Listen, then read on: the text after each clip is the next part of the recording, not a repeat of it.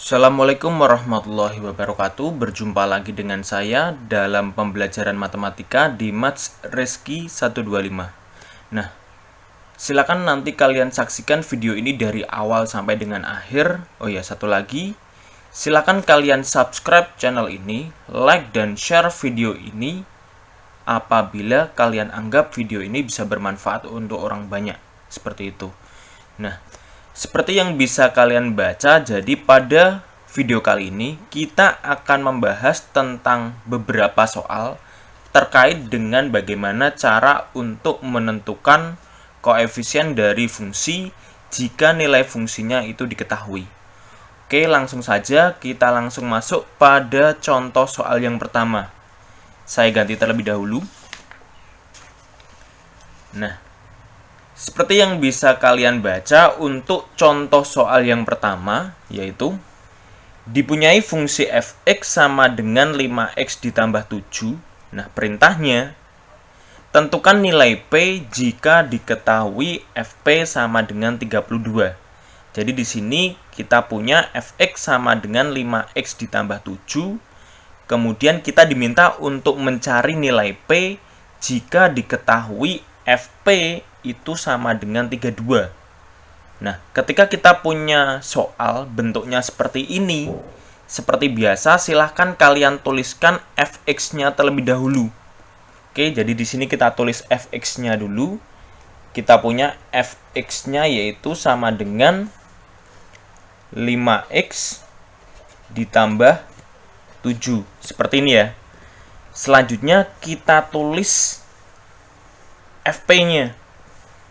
Jadi fp-nya tadi dipunyai fp sama dengan 32.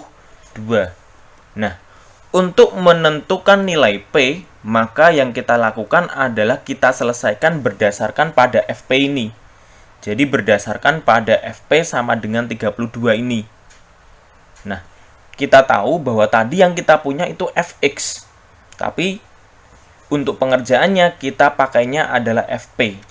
Jadi x-nya nanti kita ganti dengan p. Jadi bentuk aljabar ini 5x ditambah 7, secara otomatis x-nya nanti kita ganti dengan p.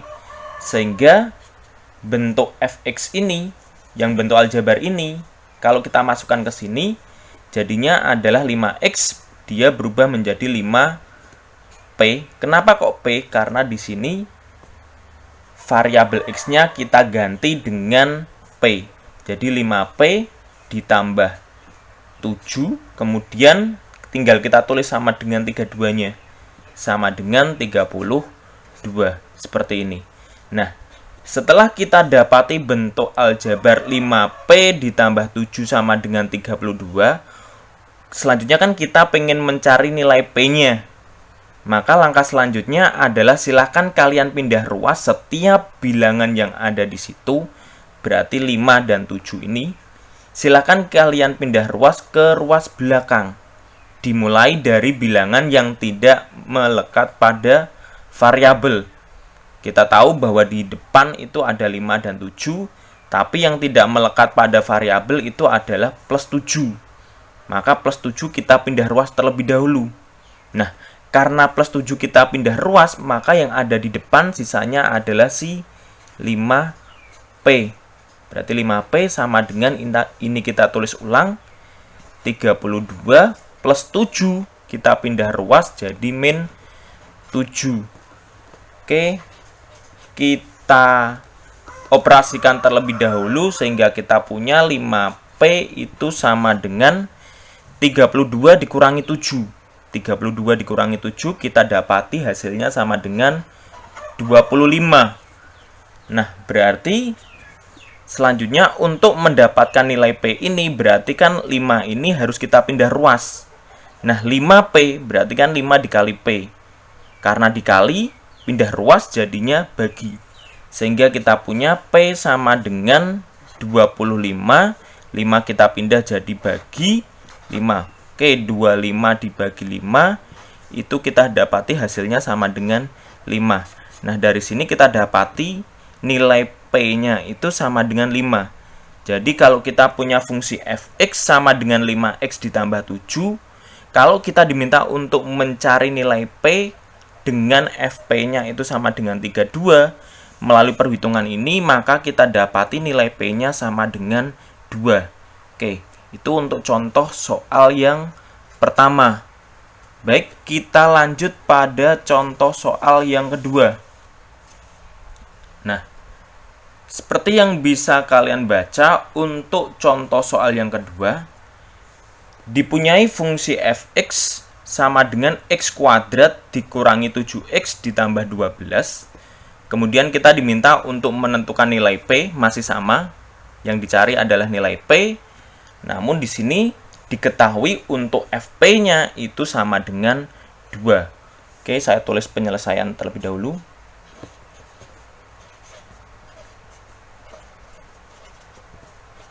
Nah, sama seperti contoh yang pertama tadi, jadi langkah pertama ketika kita pengen menyelesaikan soal seperti ini adalah tuliskan terlebih dahulu fungsinya. Di situ kita punya fungsinya yaitu fx sama dengan x kuadrat dikurangi 7x ditambah 12. Nah, setelah kita tulis fx-nya, kita tulis fp-nya. Fp sama dengan 2 ini. Karena apa? Untuk menentukan nilai P ini, dasar kita adalah dari Fp sama dengan 2 ini. Oke, kita tulis Fp sama dengan 2. Nah, seperti kita ketahui bahwa yang kita miliki tadi kan Fx, ya kan? Tapi selanjutnya yang kita ketahui juga itu ada Fp sama dengan 2. Nah, dari X ke P berarti kan X ini kita ganti dengan P. Jadi bentuk ini nanti X-nya juga kita ganti dengan P, seperti itu. Jadi X kuadrat dikurangi 7X ditambah 12, dia berubah menjadi P kuadrat dikurangi 7P ditambah 12 itu sama dengan 2. Seperti ini ya. Nah, setelah kita dapati bentuk ini, karena kita pengen menentukan nilai P-nya, maka caranya berbeda dengan contoh yang pertama tadi. Jadi kalau yang contoh kedua ini, untuk menentukan nilai P-nya, maka ruas yang ada di belakang sama dengan ini, bilangan yang ada di belakang sama dengan, itu harus kita pindah ruas ke bagian depan. Sehingga yang bagian belakang ini menjadi tidak ada angkanya, atau dengan kata lain sama dengan 0. Berarti plus 2 ini dia harus kita pindah ruas ke depan. Sehingga kita dapati P kuadrat dikurangi 7P ditambah 12. 2 ini kita pindah ruas, jadinya apa? Karena di sini plus pindah ruas jadi min. Jadi min 2 sama dengan 0. Nah, setelah kita dapati bentuk ini, kita operasikan terlebih dahulu bentuk ini. Kita operasikan terlebih dahulu 12 dikurangi 2 ini. Sehingga didapati plus 10 ya. Sehingga kita punya bentuk aljabarnya yaitu P kuadrat dikurangi 7P. Nah, plus 12 min 2 kan dapati plus 10. Plus 10 sama dengan 0. Seperti ini. Nah, setelah kita dapati bentuk aljabar P kuadrat dikurangi 7P ditambah 10 sama dengan 0 ini, langkah selanjutnya untuk menentukan nilai P adalah kita lakukan pemfaktoran. Caranya bagaimana? Caranya nanti kita cari nilai P-nya dengan cara pemfaktoran itu. Jadi gini, saya tulis ulang. Jadi kita punya P kuadrat dikurangi 7P ditambah 10 sama dengan 0. Pemfaktoran itu berarti dilakukan karena ini kuadrat, maka kita buat kurung 2. Ini yang pertama, ini yang kedua. Karena ini kuadrat berarti kita buat 2 kurung ya. Nah, karena ini P kuadrat berarti yang bagian depan ini kita tulis huruf P, ini juga P, seperti itu. Nah, selanjutnya kita akan mencari bilangan yang digunakan untuk mengisi di belakangnya P ini. Caranya bagaimana? Caranya adalah kita gunakan bilangan yang pertama ini, kemudian yang kedua ini. Jadi kita gunakan bilangan min 7 dan plus 10. Caranya bagaimana? Caranya seperti ini. Jadi kita cari dua bilangan yang apabila dijumlahkan itu hasilnya adalah bilangan yang kedua ini. Ini bilangan yang kedua. Berarti kita jumlahkan hasilnya sama dengan min 7. Tapi kalau kita kalikan dua bilangan itu, hasilnya sama dengan bilangan yang ketiga ini. 10 ini, berarti plus 10. Oke, kita cari dua bilangan yang apabila ditambahkan, itu hasilnya min 7. Kalau dikalikan hasilnya 10. Nah gini, bilangan kan terdiri dari bilangan positif sama negatif ya. Kedua bilangan itu harus kita gunakan. Tidak cuma positif saja. Nah, sekarang kita coba cari bilangan yang apabila ditambahkan hasilnya min 7, kalau dikalikan sama dengan 10. Kita mulai dari yang kali dulu, biar lebih mudah. Nah, dua bilangan yang apabila dikalikan sama dengan 10, itu kan berarti 1 dikali 10. 2 dikali 5, kan hasilnya juga 10. Apakah cuma hanya ini saja? Tidak. Kan ini baru yang positif. Kita coba yang negatif. Min 1 kali, nah karena ini min, biar hasilnya positif, berarti min 1 kali min 10. Min 2 juga dikalikan dengan min 5. Ada lagi yang lain? Saya rasa tidak ada ya.